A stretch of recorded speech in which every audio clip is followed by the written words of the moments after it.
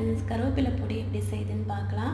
அதுக்கு 3 டீஸ்பூன் உளுத்தம்பருப்பு, 3 டீஸ்பூன் கடலைப்பருப்பு, 1 டீஸ்பூன் தனியா, 1/2 டீஸ்பூன் மிளகு, 1/2 டீஸ்பூன் சீரகம், 3 பல் பூண்டு, 7 காஞ்ச மிளகாய் எடுத்து வச்சுருக்கேன். உங்களுக்கு எந்த அளவுக்கு காரம் தேவையோ அந்த அளவுக்கு காஞ்ச மிளகாவை கூட்டியோ குறைச்சோ சேர்த்துக்கோங்க. இப்போ 2 கைப்பிடி கருவேப்பிலையை நல்லா வாஷ் பண்ணி நிழலில் உலர்த்தி எடுத்து வச்சுருக்கேங்க.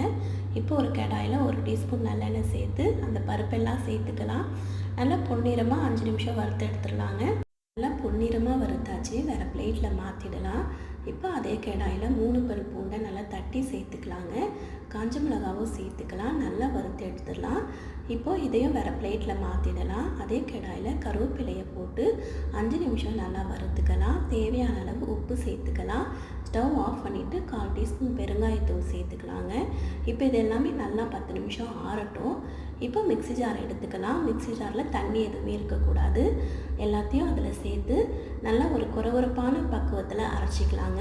இப்போ டேஸ்டியான கருவேப்பிலை பொடி ரெடி ஆகிடுச்சுங்க. இந்த பொடி இட்லி தோசைக்கு நல்லாயிருக்குங்க. கருவேப்பிலை சாதம் கூட செஞ்சு சாப்பிட்லாங்க, ரொம்ப நல்லாயிருக்கும். கருவேப்பிலை ரொம்ப ரொம்ப நல்லது உடம்புக்கு. கண்டிப்பாக இது மாதிரி செஞ்சு சாப்பிடுங்க. இது 1 மந்த் வரைக்கும் ஸ்டோர் பண்ணி வச்சு யூஸ் பண்ணலாங்க. ஸ்டோர் பண்ணும்போது இது மாதிரி கண்ணாடி பாட்டிலில் ஸ்டோர் பண்ணுங்கள், அதுதாங்க ரொம்ப நல்லது.